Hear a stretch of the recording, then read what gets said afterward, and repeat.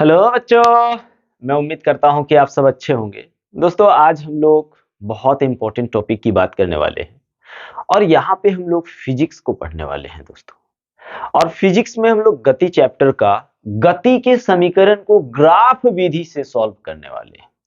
तो हम लोगों को पता है कि गति के 3 समीकरण होते हैं। उसमें से चलिए पहला समीकरण को हम लोग ग्राफ्य विधि से क्या करने वाले हैं दोस्तों? ग्राफ्य विधि से हल करने वाले हैं और एकदम दोस्तों चुटकियों में। चलिए तो शुरू करते हैं। तो क्या प्रूव करना है मेरे भाई? हम लोगों को देखना है कि v is equal to U plus A T कैसे होता है। इस चीज को ना हम लोग अभी ग्राफ से प्रूफ करेंगे, ग्राफ से इसको सॉल्व करेंगे मेरे भाई। तो आइए, एकदम घबराना बिल्कुल नहीं है। चलिए बस लगे रहिए और हम लोग अभी शुरू करते हैं। तो सबसे पहले क्या करते हैं, एक हम लोग समय वेग का ग्राफ को बनाते हैं। ठीक है, तो चलिए हम लोग एक काम करते हैं। ये मान लीजिए, ये यहां पे लेते हैं। ये भाई मान लीजिए y एक्सिस से, क्या है, y एक्सिस से, और ये जो है मेरा x एक्सिस से। ठीक है, x एक्सिस से। अब ये y एक्सिस जो है भाई, ये वेग को डिनोटेट करता है, यानी वेग को दिखाता है। किसको? वेग को, वेलोसिटी को। किसको भाई? वेलोसिटी को। चलिए, ये क्या करेगा? वेलोसिटी को, y एक्सिस जो है यानी y अक्ष जो है, वेलोसिटी को डिनोटेट कर रहा है, वेलोसिटी को प्रदर्शित कर रहा है। जबकि हम देख रहे हैं कि x एक्सिस जो है दोस्तों, ये समय को प्रदर्शित करेगा। किसको? समय को दिखाएगा। चलिए, समय को दिखा रहा। तो मान लीजिए कि जीरो, ये समय को मान लीजिए जीरो समय में। कब? जीरो टाइम में। जीरो टाइम में नहीं कहते हैं कि यार चलिए यहां से वहां चलते हैं। तो अभी मान लीजिए हम लोग खड़े हैं। ठीक है, खड़े हैं जीरो समय में, अभी कहीं गए नहीं हैं। तो यहां पे टाइम मेरा जीरो है। तो अभी मेरा वेलोसिटी है, अभी मेरा वेग की बात करेंगे तो प्रारंभिक वेग मेरा u हम लोग मान लेते हैं। क्या मान लेते हैं? u मान लेते हैं। तो चलिए, ये जीरो समय में बिंदु A पर, ठीक है, वस्तु का प्रारंभिक वेग u है। क्या है? u है। ठीक है भाई, जीरो समय पर। अब क्या होता है, यहां पे वेग में परिवर्तन हुआ। तो ये चलिए यहां तक आया। तो ये जो है ना, ये मेरा अंतिम वेग है। क्या है भाई? अंतिम वेग। चलो, बहुत अच्छी बात है। ये अंतिम वेग यानी t समय में आया। कितना समय में? t समय में हमने v वेलोसिटी प्राप्त किया। क्या? v वेलोसिटी प्राप्त किया। ठीक है भाई, यहां पे नोमेनक्लेचर कर लेते हैं। चलो, o a b, और इसको आप एक काम करिए, यहां से यहां मिला दीजिए। ओ ए बी सी, और इसको हमने डी मान लिया, और ये मेरा ई हो गया। ठीक है, तो इस ग्राफ में हमको क्या क्या दिख रहा है? इस ग्राफ में हमको टाइम दिख रहा है, यहां से यहां तक का टाइम t है, ये वेलोसिटी u है, और यहां से टोटली देखें तो अंतिम वेग क्या है दोस्तों? v है। तो एक काम करते हैं, हम लोग मान लेते हैं, थोड़ा सा लिखते हैं। माना वस्तु का प्रारंभिक प्रारंभिक वेग, प्रारंभिक वेग u है, u, तथा अंतिम वेग, क्या दोस्तों? अंतिम वेग v है। और अंतिम वेग भी जो है, कितना समय लिया v लेने में? t समय लिया गया, तथा लिया गया समय, क्या दोस्तों? लिया गया समय हमने t मान लिया है। ठीक है, लिया गया समय क्या है आपका? t है। तो चलिए यहां पे एक चीज देख लेते हैं, ये ओ ए जो है आपका किसके इक्वल है? मान के किसके इक्वल दिखेगा? CD के इक्वल। अगर थोड़ा सा लिख लेंगे तो समझ में और बेटर आएगा। तो हम लोग देखते, ओ ए जो है दोस्तों किसके इक्वल है? CD के इक्वल। और ये ओ ए का डिस्टेंस अगर देखूं तो कितना u है, तो ये मान लीजिए u यानी प्रारंभिक वेग u है। और हम देख पा रहे ओ ई और बी सी, ओ ई बराबर क्या है, B C is equal to भी है, ये B C is equal to भी है। अब देखिए बी सी में अगर आप देख रहे हैं तो यहां से यहां तक बी डी है और इतना आपका बी सी है, तो हम इसको ऐसे भी लिख सकते हैं, और B C is equal to हम लोग क्या लिख सकते हैं दोस्तों, C D plus B D लिख सकते हैं, यानी B D plus C D. अब यहां पे देखिए एकदम घबराना नहीं है, बी सी और बी सी, बी डी तो हमको नहीं पता कुछ, बी डी मतलब निकालना है, चलिए बी डी। अब आप देखिए C D, C D is equal to क्या है, यू। आपको यहां पे अब देखिए एक चीज देखिए, और B C is equal to क्या है, B C is equal to यही लिख देते हैं, B C is equal to भी है। आप देखिए भी इज इक्वल टू क्या आ गया, बी डी प्लस यू, यानी इसमें से हमको यू और भी मिल गया, बस ए टी हमको केवल चाहिए। तो आप इसको इक्वेशन नंबर 1 मान लीजिए। आप कहेंगे सर इतना लंबा प्रोसेस क्यों ले रहे, तो भाई हम लोग ग्राफ से कर रहे हैं, इसको आपको दिखाते हैं शॉर्टकट भी कैसे बनाया जा सकता है, पर ग्राफ से अगर बोले तो आपको ऐसे बनाना है, ठीक है भाई। तो इसमें घबराना बिल्कुल है ही नहीं। तो आइए भी हम लोगों को यहां मिल गया है, भी is equal to B D plus U. अब देखते हैं, हम लोगों को एक चीज पता है दोस्तों कि त्वरण, अब एक काम करिए, हम लोगों को एक चीज पता है कि त्वरण इज इक्वल टू क्या होता है, वेग में परिवर्तन, वेग में परिवर्तन, क्या बात है, बटे लिया गया समय, लिया गया समय, क्या भाई ये ना होता है। और त्वरण को हम लोग किससे सूचित करते हैं, त्वरण को हम लोग ए से सूचित करते हैं। अब वेग में परिवर्तन, तो आप देखिए वेग, वेग में परिवर्तन यही ना हुआ, तो वेग में परिवर्तन कितना हो रहा है, इतना, वेग में परिवर्तन कितना हो रहा है, इतना हो रहा है, मतलब वीडी, वेग में परिवर्तन मेरा क्या हो रहा है, बीडी। और लिया गया समय, कितना टाइम लिया गया परिवर्तन होने में, आप देखेंगे तो कितना समय लिया गया, एडी या फिर ओसी, एडी बोलिए या फिर आप ओसी बोलिए। तो यहां पे आओ ना भाई, घबरा काहे रहे हैं। तो अब देखिए ए इज इक्वल टू मेरे को क्या मिल गया, अब यहां बीडी तो हमको पता नहीं है दोस्तों, बीडी हम लोगों को पता नहीं है, पर एडी हम लोगों को पता है।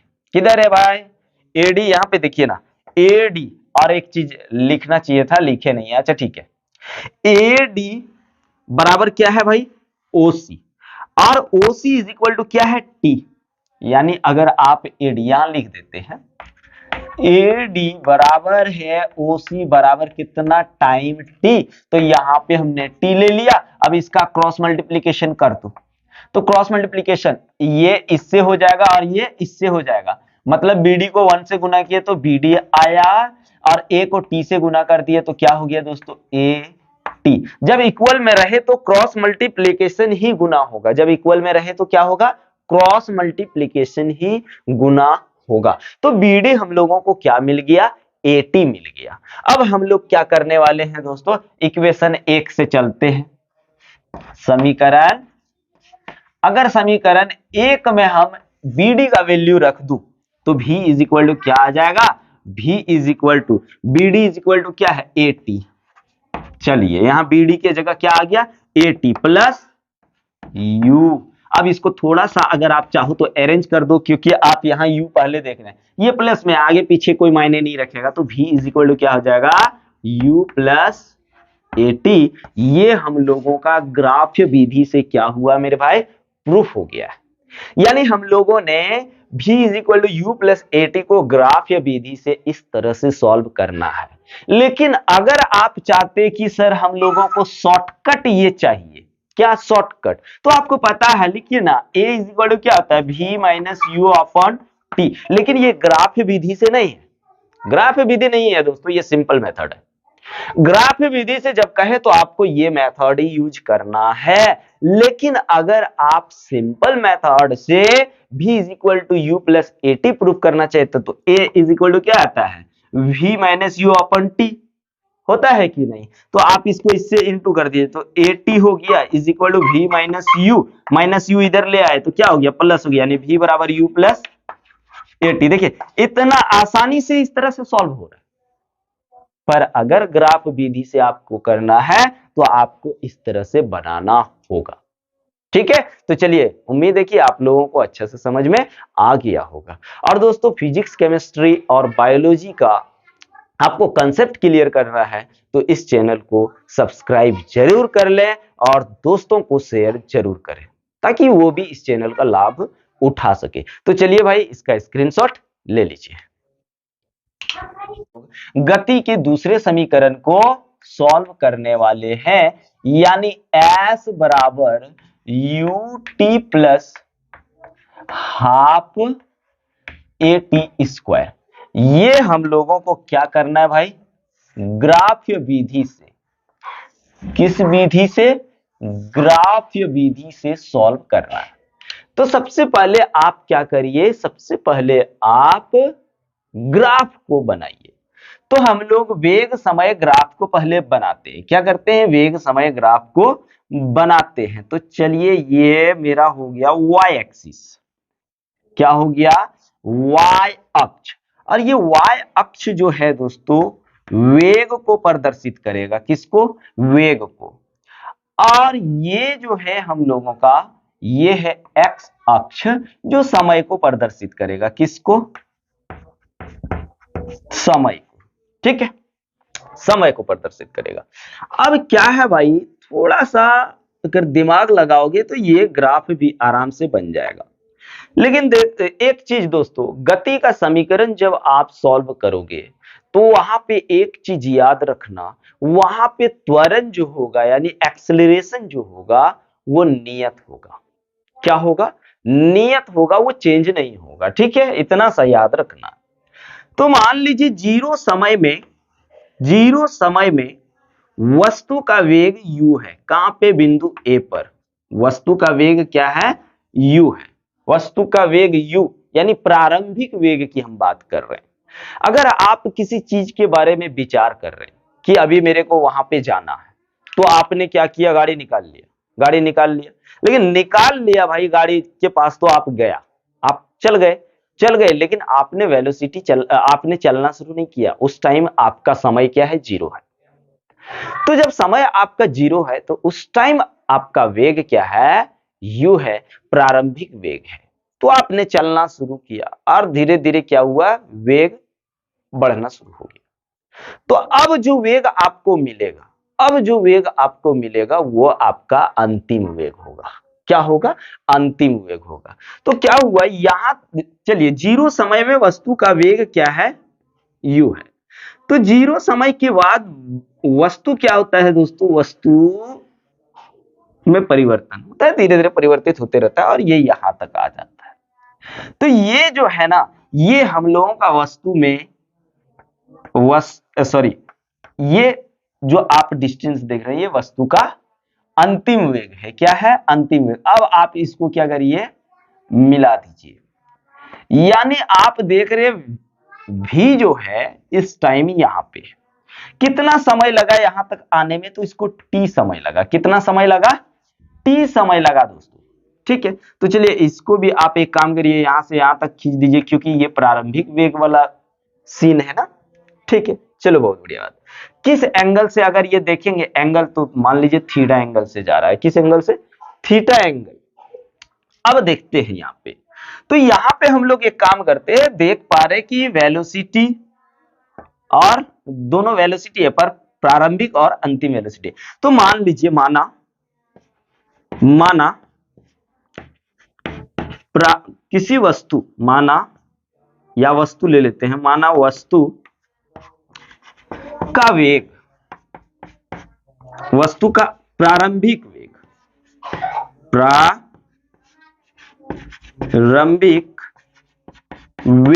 u तथा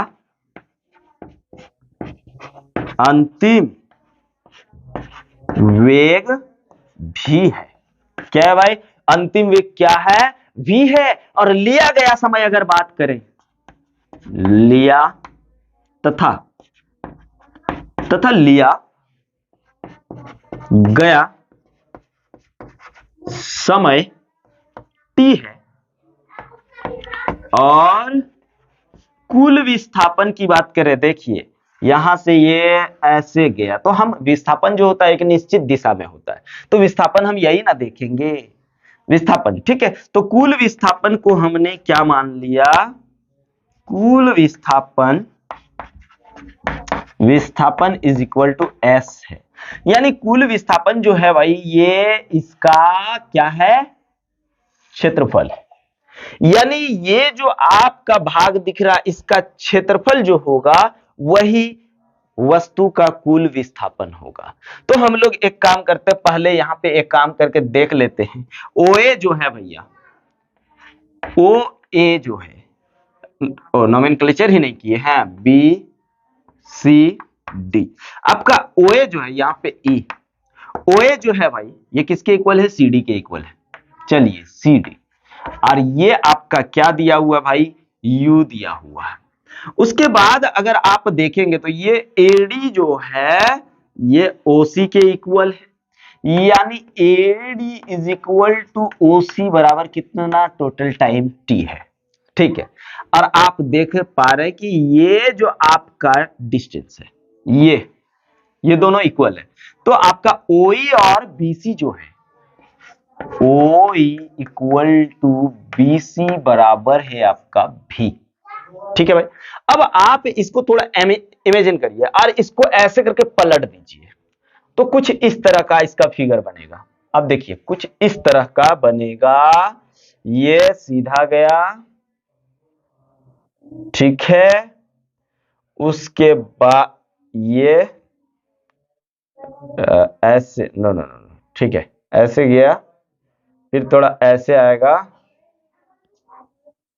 रुकिए, ये ऐसे पलट देते हैं तो ये ऐसे हुआ, ठीक है, ऐसे पलटे, ये ऐसे गया, ऐसे ऐसे हो गया, ठीक है। ये इस तरह का फिगर बन रहा है, आप देखिए थोड़ा ध्यान से, ठीक है, कैसे बन रहा है, O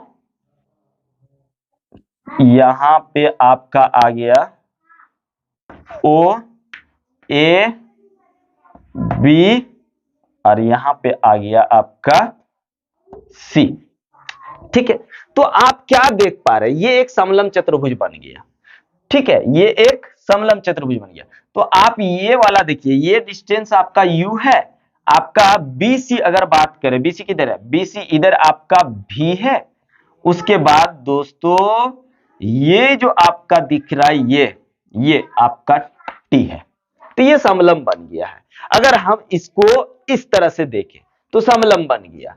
अब ये जो आपका दिख रहा है ये डिस्टेंस, ये क्या है, डिस्प्लेसमेंट है, विस्थापन है, और ये विस्थापन ही क्या है, समलंब का चतुर्भुज है। तो लिख लेते हैं, चूंकि कुल विस्थापन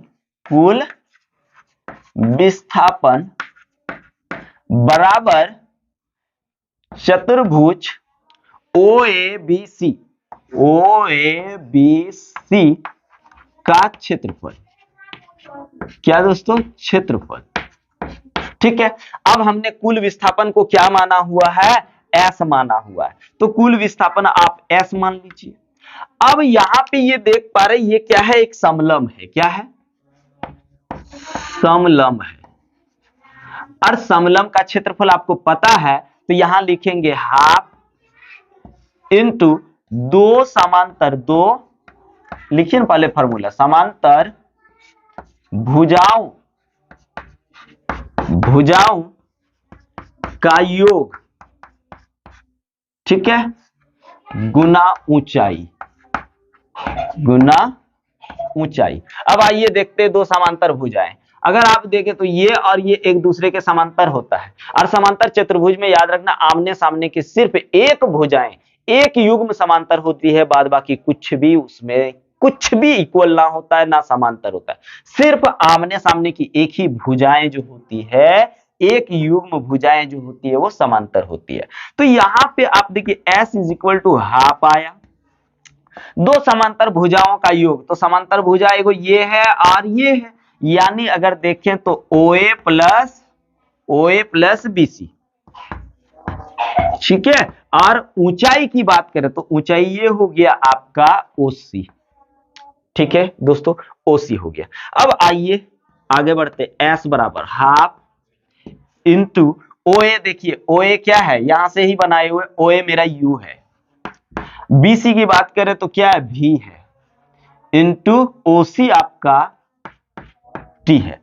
लेकिन यहां पे एगो प्रॉब्लम है दोस्तों। अच्छा, प्रॉब्लम को दूर करेंगे, पहले इस T को दोनों से गुना कर दो, तो S बराबर हो गया half into UT plus V into T।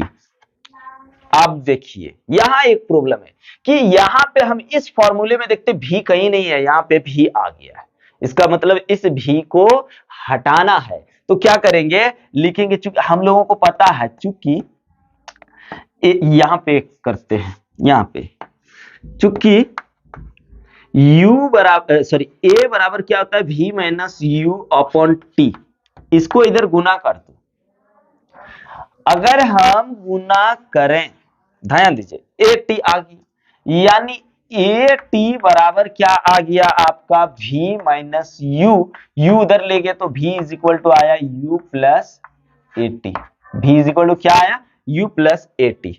तो अब हम लोग यहां इक्वेशन में क्या करेंगे, v का वैल्यू यहां रख देते हैं। तो चलिए यहां पे रखते हैं, तो s बराबर क्या आ जाएगा, देखिए ut, यहां पर हाफ ut प्लस v का वैल्यू क्या आया, u plus A T into already t एगो था, ठीक है। आइए अब इंटू करते हैं, यहां हाफ रहने दीजिए, अब यहां ut प्लस इस t को u से गुना किया तो ut आ गया, at को t से गुना किया तो प्लस at का स्क्वायर आ गया, आया। अब देखो यहाँ पे थोड़ा सा नीचे आ जा रही है यहां पे, ठीक है। अब देखिए ut और ut क्या गो हो गया, दो गो ut हो गया, 2ut प्लस at का स्क्वायर। अब भैया s बराबर क्या आ जाएगा, इस हाफ को इससे गुना कर दो, तो 2ut बटे 2 प्लस 1/2 at का स्क्वायर, 2 और 2 कैंसिल हो गया, तो आप बताइए s बराबर क्या आया, ut प्लस हाफ at का स्क्वायर। और इस तरह से हम लोग मेरे दोस्त आराम से ग्राफ्य विधि की सहायता से s बराबर ut प्लस हाफ at को सिद्ध कर सकते हैं, सॉल्व कर सकते हैं। यानी गति का द्वितीय सूत्र को भी, द्वितीय समीकरण को हम लोग ग्राफ्य विधि से इस तरह से सॉल्व कर सकते हैं दोस्तों। तो चलिए इसका स्क्रीनशॉट ले लीजिए। तो चलिए ग्राफ्य विधि से हम लोग सॉल्व करते हैं गति के तीसरे समीकरण को। तो चलो भाई शुरू करते हैं, बस बने रहिए हमारे साथ और आगे देखते जाइए। तो चलो भाई करते हैं, गति का हम लोग क्या करने वाले हैं, तीसरे इक्वेशन को सॉल्व करने वाले हैं, किससे सर, हम लोग करने वाले हैं ग्राफ विधि से, यानी 2as is equal to v square minus u square. यह दोस्तों यही तो हम लोगों को प्रूफ करना है, किससे, ग्राफ्य विधि से। उसके बाद हम लोग करेंगे दोस्तों इंटीग्रेशन मेथड से इन समीकरणों को भी सॉल्व। तो पहले हम लोग का ये जो है लास्ट है, इसको पहले कर लेते हैं, उसके बाद हम लोग करते हैं इंटीग्रेशन मेथड से। तो चलो भाई पहले ग्राफ्य विधि से कर लेते हैं। तो सबसे पहले आपको क्या करना है, सबसे पहले आपको ग्राफ बनाना है। तो आ जाओ जी, ग्राफ बना लेते हैं। कौन सा ग्राफ बना रहे हैं, तो हम लोग समय वेग ग्राफ बना रहे हैं। ये मेरा y अक्ष है और ये मेरा x अक्ष है। y अक्ष जो है दोस्तों वे वेग को दिखाएगा, यानी वेग को प्रदर्शित करेगा, और x अक्ष जो है वो आपका समय को दिखाएगा। किसको दिखाएगा भाई, समय को दिखाएगा। तो ये हम लोगों का तीसरा चल रहा है भाई, एकदम बिल्कुल दोस्तों, बने रहिए। ऐसे ही ऐसे ही ऐसे ही ऐसे ही वीडियो आपको मिलता रहेगा और एकदम कंसेप्चुअल दोस्तों, एकदम पूरा कंसेप्ट क्लियर कराएंगे, बस बने रहिए दोस्तों। तो चलो ना भाई, लेट क्यों करना। तो अभी हम लोग शुरू कर रहे हैं दोस्तों। तो यहाँ पे क्या करें कि जीरो समय में, किस टाइम, जीरो टाइम यानी शुरुआत में वस्तु का वेलोसिटी मान लीजिए बिंदु ए पर क्या है, u है, ठीक। अब यहां से इसका वेग v चेंज हो गया। अब ये देखिए, ये जो डिस्टेंस कवर हुआ, ये इसका क्या है, अंतिम वेलोसिटी v है। तो इसको भी हम लोग ग्राफ से यहाँ परपेंडिकुलर ही मान लो, परपेंडिकुलर डाल दिए, ये भी लंब हो गया, ये भी लंब हो गया, ठीक है भाई। कुछ नहीं सोचना, ये भी आप देखे तो मिला देंगे तो ये आयत बन जाएगा। अब नोमेनक्लेचर कर लेते, ए बी सी डी। तो दोस्तों यहां पे जब वेग यहाँ पे परिवर्तित होते होते यहाँ पे जब पहुंचा, तो यहाँ पे पहुंचने में इसको टी समय लगा। अंतिम वेलोसिटी प्राप्त करने में इसको कितना समय लगा, टी समय लगा, यानी यहां तक इसने टी समय में कवर किया। चलिए, बहुत अच्छी बात है। अब यहाँ पे एक काम करिए, यहां तक इसका अंतिम वेलोसिटी क्या होगा दोस्तों, v होगा। यहाँ पे बिंदु E मान लेते हैं। तो यहाँ पे हम लोगों को दो चीज दिखाई दे रहा है और साथ में इसका क्या, विस्थापन। ये जो डिस्प्लेसमेंट कंप्लीट हुआ, ये डिस्प्लेसमेंट हो, यहां से देखिए ये ऐसे करके ले लिए, ये इसका डिस्प्लेसमेंट है। तो मान लेते हैं, माना, थोड़ा माना उना लिख देंगे तो बढ़िया रहेगा। माना वस्तु का प्रारंभिक वेग u तथा अंतिम वेग, बोल क्या सर, अंतिम वेग भी है, और कुल विस्थापन की अगर बात करूं, कुल विस्थापन s है, तथा लिया गया, तथा यही लिखते, तथा लिया गया कुल समय क्या है भाई, टी है। चलो, ये कोई दिक्कत नहीं है, इधर एकदम क्लियर है। अब हम लोग यहां से ग्राफ से इस चीज को कर लिए। अब हम लोग देख पा रहे यहां से यहां तक क्या है, अगर डिस्टेंस की बात करो तो v माना हुआ है, ठीक है, v है, यानी OE जो है इक्वल है आपका BC का, यानी OE equal to BC equal to क्या भाई, v। अगर आप देखो ये और ये डिस्टेंस तो इक्वल है, यानी OA बराबर CD is equal to U। और यदि आप ये देख लो, ये भी कितना, दोनों सेम डिस्टेंस का है, यानी AD is equal to OC बराबर T। इतना तो तक ठीक ही है। चलो जी, अब कुछ नहीं करना है। अब इसको हम लोग क्या करते हैं, ऐसे करके घुमा के देखते हैं, तो ये एक समलम हमको दिखाई देगा। क्या दिखाई देगा, एक समलम दिखाई देगा, इस तरह दिखाई देगा। ये O होगा, ये A होगा, ये B हो जाएगा, ये C हो जाएगा, ये मेरा V है, ये मेरा U है, ये मेरा T है। ये इस तरह दिखेगा, इधर छोड़ो ना, ये इस तरह दिखेगा, मतलब ये एक समलम चतुर्भुज बन जा रहा है। और समलम चतुर्भुज का क्षेत्रफल हम लोगों को पता है। तो ये जो आपका जो एरिया है दोस्तों, इस एरिया को हमने क्या कहा है, कुल विस्थापन। ये क्या है, कुल विस्थापन। तो यहां लिख लेते हैं, चूंकि कुल विस्थापन बराबर आएगा आपका चतुर्भुज OABC का क्षेत्रफल। घबराइए नहीं, एकदम ग्राफ से कर रहे हैं। अब कुल विस्थापन तो हमने क्या माना, S माना, और समलम चतुर्भुज का क्षेत्रफल क्या होता है, हाफ इंटू दो समांतर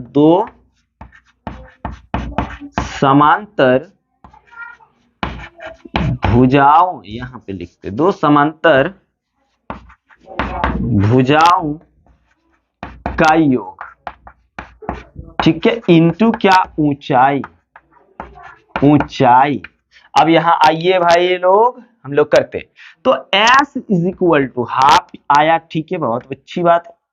दो समांतर भुजाएं, हमको 2as लाना है, 2as is equal to V square minus U square.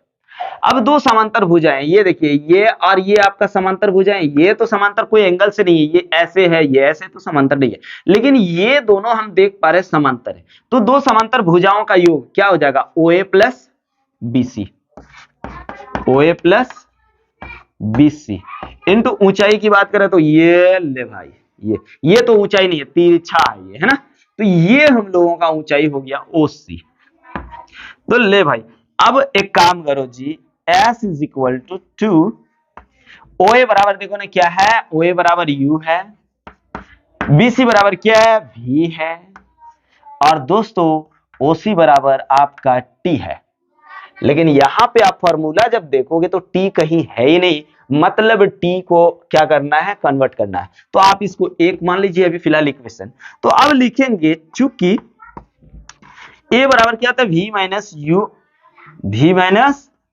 You upon T, यानी एक्सेलरेशन इज इक्वल टू क्या होता है, वेग में परिवर्तन बटे लिया गया समय, यानी v minus you upon T. अगर भैया a को यहां रख दूं और t को यहां रख दूं तो t का वैल्यू हमको मिल जाएगा v minus you upon a। मिलेगा या नहीं, बिल्कुल मिलेगा दोस्तों। तो अब हम लोग एक काम करते हैं, अब देखिए s बराबर, अब कर लो, अब s बराबर 1/2। हम एक काम करते हैं, यहां पहले v माइनस यू है तो इसको भी देखो दोनों प्लस में है तो v प्लस यू लिख सकते हैं, तो हम इन्हें यहां लिखा v प्लस यू, ठीक है, into T is equal to क्या आ जाएगा, v माइनस यू बटे a, v माइनस यू बटे a। चलो अब देखो a प्लस बी, इसको आप मान लीजिए a, एक फॉर्मूला कर दे रहे हैं, यहां पे कर देते हैं, a प्लस बी मैथ में जो होता है a plus B into a minus B is equal to होता है दोस्तों a square minus B square.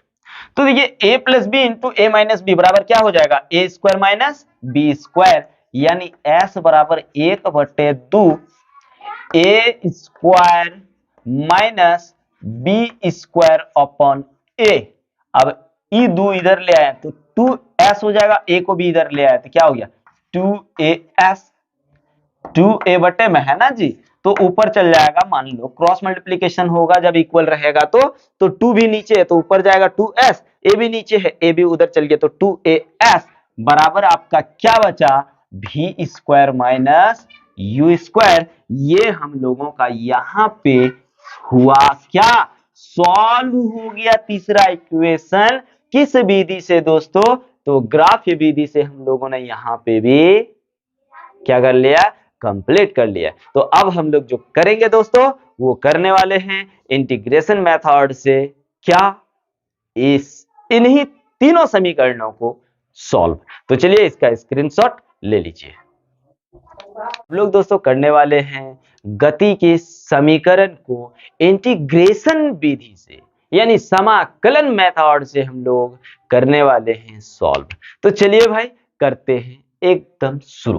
तो क्या हम लोगों को करना है भैया कि v बराबर u प्लस एटी जो है आपका, ये इसको हम लोग इंटीग्रेशन किससे, इंटीग्रेशन मेथड से सॉल्व करने वाले। इंटीग्रेशन मेथड यानी हिंदी में अगर कहें तो समाकलन विधि से, समाकलन विधि से दोस्तों बहुत इंपॉर्टेंट है, इसलिए इस चीज को एकदम आराम से समझने की कोशिश करिए कि हम लोग v बराबर u प्लस एटी को इंटीग्रेशन मेथड से कंप्लीट करना है, और ग्राफ विधि से तो हम लोगों ने क्लियर कर ही लिया है। तो चलिए भाई अब हम लोग करते हैं इंटीग्रेशन मेथड से। तो चलो सॉल्व करते हैं इसको, क्या करने वाले हैं, सॉल्व करने वाले। इंस्टेंटेनियस वेलोसिटी के साथ साथ में हम लोगों ने इंस्टेंटेनियस एक्सेलरेशन को भी पढ़ा हुआ है, या फिर अगर आप एक्सेलरेशन का फॉर्मूला पूछोगे तो एक्सेलरेशन ए बराबर क्या होता है, dv अपॉन dt होता है। होता है कि नहीं? dv ओपन क्या होता है दोस्तों? dt होता है। अगर हम इसको क्रॉस मल्टीप्लीकेशन कर लो, क्या क्रॉस मल्टीप्लीकेशन, तो a बराबर sorry dv is equal to, इसको इससे गुना कर देंगे तो a dt आ जाएगा।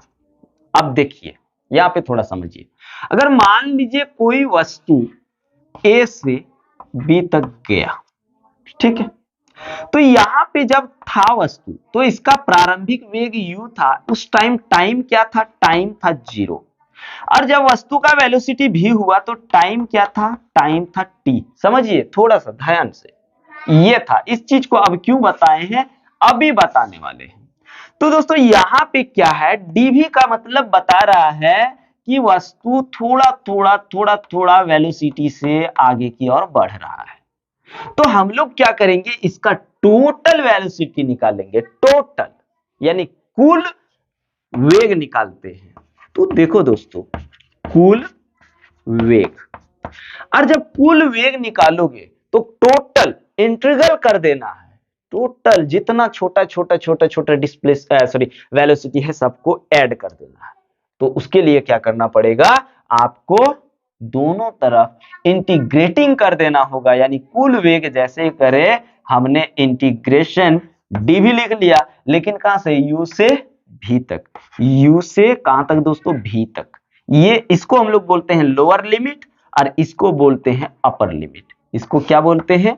अपर लिमिट, ठीक है, अपर लिमिट बोलेंगे, लिमिट। और ये जो होता है आपका लोअर लिमिट होता है, ठीक है। Lower limit is equal to क्या? ए कांस्टेंट dt के रेस्पेक्ट में नहीं है, dt अगर यहां t होता तो इसके साथ रहता है, a अलग है, तो a को बाहर कर लो। और यहां पे आप टाइम देखिए, u जो था, इनिशियल वेग जो था, यानी प्रारंभिक वेग u 0 समय में था, और जब फाइनल वेलोसिटी यानी प्रारंभिक वेग जब प्राप्त हुआ तो इसमें टाइम कितना लग गया है? t dt। अब यहां पे एक चीज ध्यान दीजिए मेरे भाई लोग, इंटीग्रेशन dx बराबर क्या होता है? x। तो वैसे ही अगर आप dt का करोगे तो क्या आ जाएगा? t। अगर वैसे ही दोस्तों dv का करोगे तो क्या हो जाएगा? v हो जाएगा। तो आप बताइए dv का इंटीग्रेशन क्या हो गया? v हो गया। लेकिन यहां पे लिमिट है, इसलिए यहां पे बड़ा ब्रैकेट लगाना है, और अपर लिमिट ऊपर लगाना है, लोअर लिमिट आपको नीचे लगाना है। वैसे ही दोस्तों यहां पे भी देख लीजिए, a तो बाहर ही है, चलिए बहुत बढ़िया, और ये dt का क्या हो गया? t हो गया। अब अपर लिमिट t है, लोअर लिमिट 0 है। अब दोस्तों यहां पे एक चीज समझने वाला बात है कि अपर लिमिट जो है उसमें से क्या करते हैं, लोअर लिमिट को हम लोग घटा देते हैं। तो आप एक काम करिए, अपर लिमिट में से लोअर लिमिट को घटा दीजिए, यानी यहां v का वैल्यू ये भी एक बार रहेगा, और एक बार v का वैल्यू क्या आ जाएगा? u आ जाएगा, ठीक है। अब यहां देखते हैं, एक बार t का वैल्यू क्या आएगा? t आएगा, और एक बार t का वैल्यू क्या आएगा? 0 आएगा। और क्या करना है? अपर लिमिट में से लोअर लिमिट को घटाना है, तो वही हमने किया हुआ है। अब देखो भाई, यहां पे v माइनस यू बराबर t में से 0 गया, क्या आया? t, और ऑलरेडी a था, a into T is equal to क्या आ गया?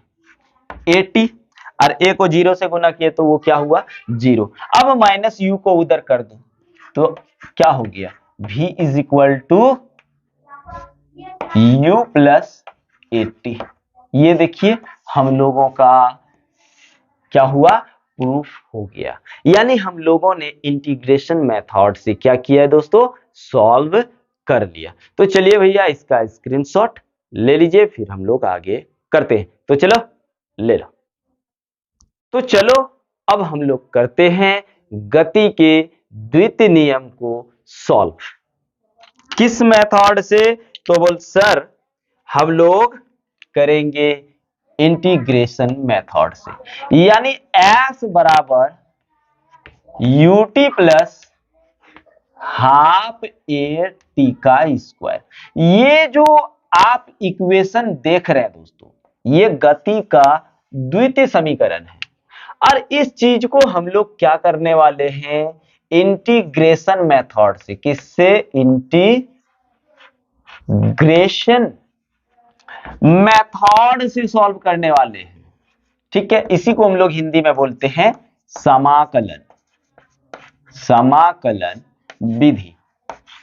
एकदम बिल्कुल घबराओ मत। हाँ, तो हम लोग इस इक्वेशन को क्या करने वाले हैं, समाकलन विधि से सॉल्व करने वाले हैं। तो घबराना बिल्कुल है नहीं, चलिए भैया करते हैं सॉल्व।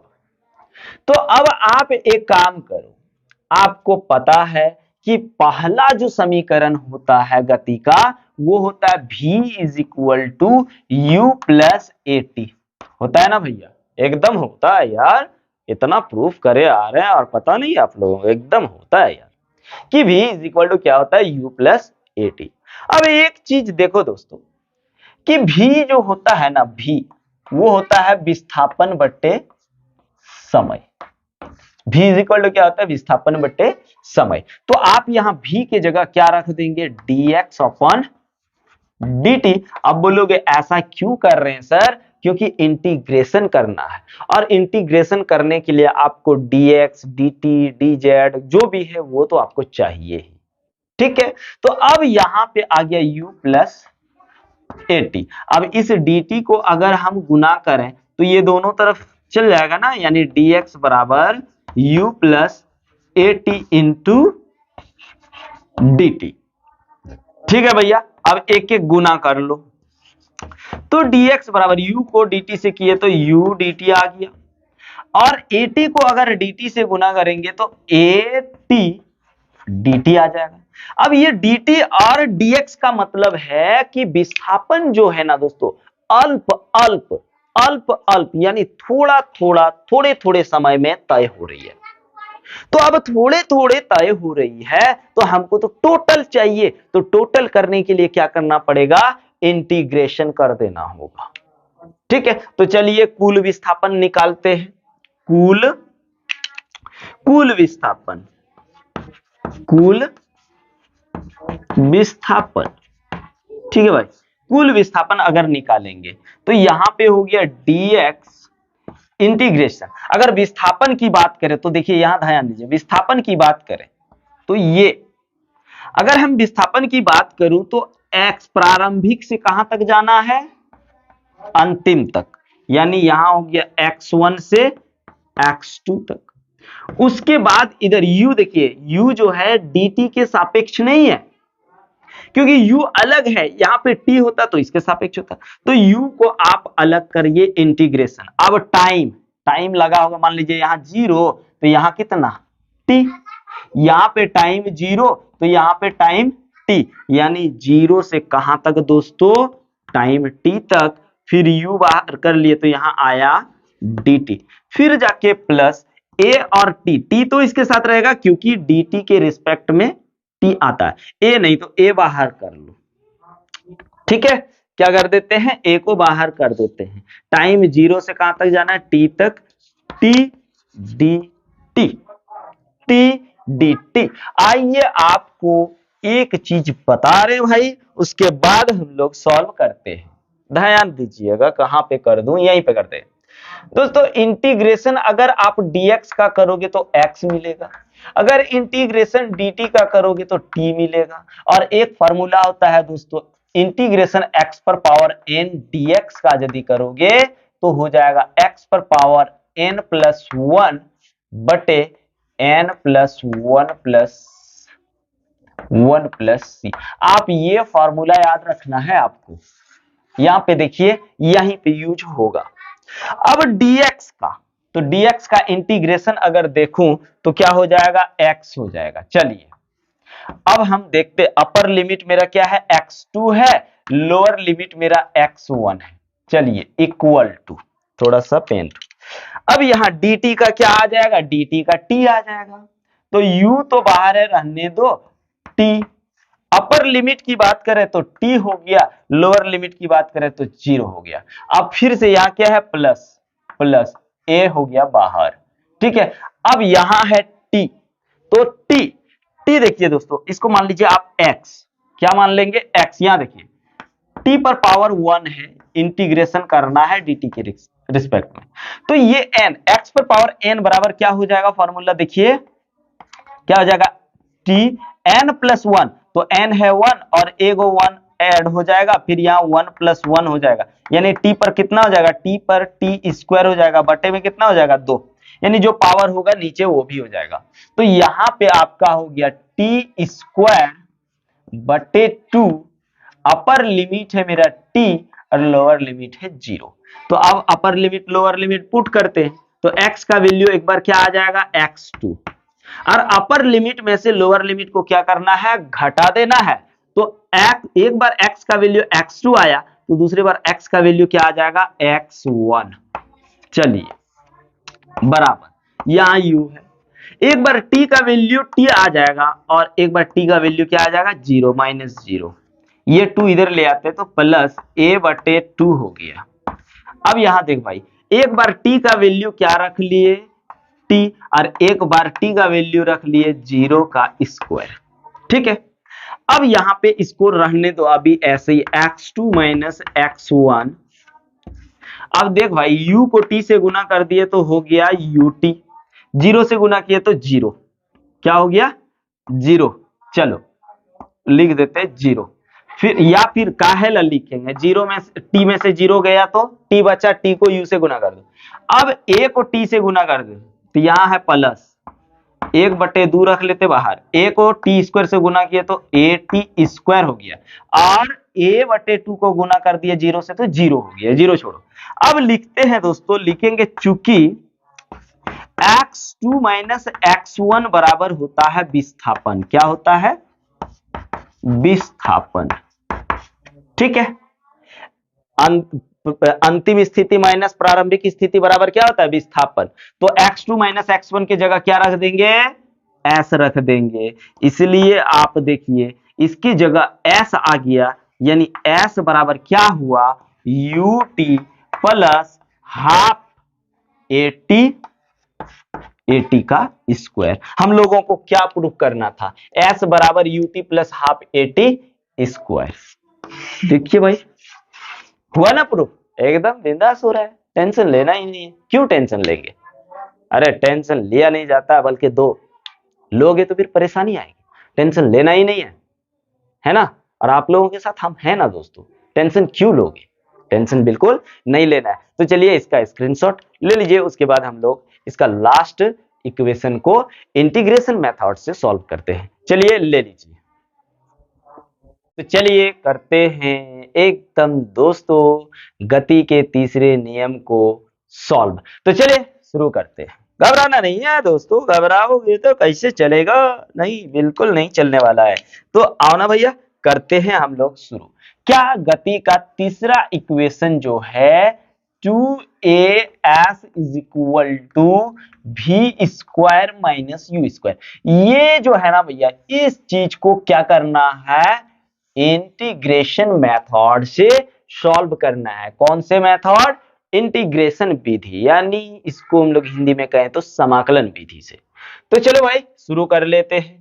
सबसे पहली बात तो आप लोगों को एक चीज पता होगा दोस्तों कि v आपका होता है dx/dt, ये ना होता है, v क्या होता है, dx/dt। अगर आप क्रॉस मल्टीप्लीकेशन करोगे तो यहां मान लीजिए 1 है, 1 को dx से गुना कर दिए तो हो गया dx, और v को अगर dt से कर दिए तो v dt। अब हमको dt हटाना है क्योंकि यहां टाइम है नहीं। dt को कैसे हटाएंगे अभी देखते हैं, इसको इक्वेशन 1 मान के लिखेंगे, चूंकि a बराबर होता है dv/dt, होता है कि नहीं। हमको क्या हटाना है दोस्तों, हमको dt हटाना है और v के रिस्पेक्ट वाला यानी dv को लाना है। तो a को यहां ले आओ, dt को यहां ले आओ, तो यहां हो गया dt = dv/a। अब चलिए समीकरण 1 में चलते हैं, इसलिए क्या हो जाएगा, dx = v और dt क्या आ जाएगा, dv/a। a को इधर गुना कर दो तो a हो गया इधर dx बराबर यहां आया v into dv। अब देखिए क्या हो रहा है कि डिस्प्लेसमेंट भी अल्प अल्प करके तय हो रही है और वेलोसिटी भी इसका अल्प है, अल्प अल्प वेलोसिटी मिल रहा है इसको। तो क्या करना है हमको, टोटल चाहिए, डिस्प्लेसमेंट क्या चाहिए, टोटल चाहिए। तो हम यहां लिखते हैं कुल विस्थापन, कुल विस्थापन। तो दोस्तों कुल विस्थापन जैसे लिखोगे आपका क्या होगा, इंटीग्रेशन आ जाएगा। तो यहां पे आ गया ए डी एक्स इंटीग्रेशन, रुकिए अभी लिमिट भी लगेगा, घबराइए मत। फिर यहां आ गया वी डी भी इंटीग्रेशन। अब देखो दोस्तों डिस्प्लेसमेंट जो है, अगर आप डिस्प्लेसमेंट की बात करोगे तो x1 से x2 तक जाएगा, यानी x1 से x2 तक जाएगा। वेलोसिटी की अगर बात करें इसी में करते हैं तो u वेलोसिटी से जाएगा और v तक जाएगा, यानी u से v। कोई दिक्कत नहीं है, दिक्कत तो एक चीज और, घबराने वाला बात बिल्कुल नहीं है, यहां पे आप लोग थोड़ा सा याद रख लीजिएगा।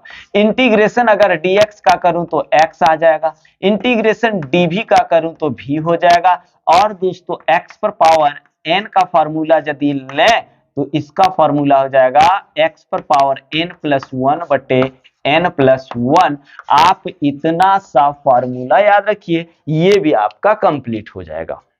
तो आइए a कांस्टेंट बाहर कर लो, बाहर क्या करेंगे, dx का डायरेक्ट निकालते हैं। तो क्या आ गया, a बाहर कर दिए और dx का हो गया इंटीग्रेशन x। अपर लिमिट है आपका x2, लोअर लिमिट है x1। एक चीज और बता दे रहे दोस्तों, ऊपर में जो आपको लिमिट दिख रहा है इसको अपर लिमिट बोलते हैं, और नीचे जो दिख रहा है इसको लोअर लिमिट बोलते हैं, ठीक है। चलो इसी तरह से अब यहां dx का तो इंटीग्रेशन ये हो गया, लेकिन v का क्या होगा, v का इस फॉर्मूला में जाना होगा। किस तरह से, इस तरह से देखिए, v पर पावर मान लीजिए 1 है, इंटीग्रेशन करना है dv से, तो यहां पे x पर पावर n यानी पहले से जो पावर है, x पर पावर n यानी v पर पावर n 1 है, n की जगह कितना है 1 है, फिर प्लस क्या आ जाएगा, प्लस आपका 1 बटे में भी n प्लस 1, n है 1 फिर प्लस है 1, तो यहाँ क्या हो गया, v का स्क्वायर अपॉन 2। देखो ना, x की जगह x पर पावर n तो v पर पावर 1, वही हुआ। तो इसका क्या हो गया आपका v स्क्वायर बटे 2, अपर लिमिट और लोअर लिमिट को रख देना v और u। अब क्या करना है, अपर लिमिट में से लोअर लिमिट को घटा देना। x का वैल्यू एक बार आप क्या करेंगे, x का वैल्यू एक बार अपर लिमिट को लेंगे, फिर माइनस x का वैल्यू एक बार लोअर लिमिट को लेंगे। चलिए वैसे ही क्या करना, 1/2 बाहर रख लो।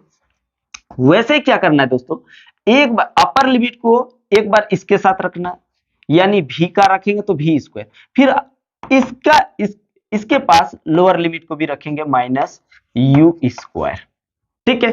अब चलो यहां पे आपको एक चीज बता रहे हैं, लिख लीजिए, चूंकि x2 माइनस x1 बराबर होता है s, यानी विस्थापन होता है। क्या होता है भैया, विस्थापन होता है। कैसे, तो विस्थापन बराबर क्या होता है, अंतिम स्थिति माइनस प्रारंभिक स्थिति। ये अंतिम स्थिति है और ये क्या है आपका प्रारंभिक स्थिति है। और x2 minus x1 is equal to क्या, s। s को हम लोग विस्थापन बोलते हैं, या विस्थापन को s से सूचित करते हैं या डिनोटेट करते हैं। तो इसके जगह क्या आ गया, a इंटू एस हो गया, और इधर 1/2 v square minus u square.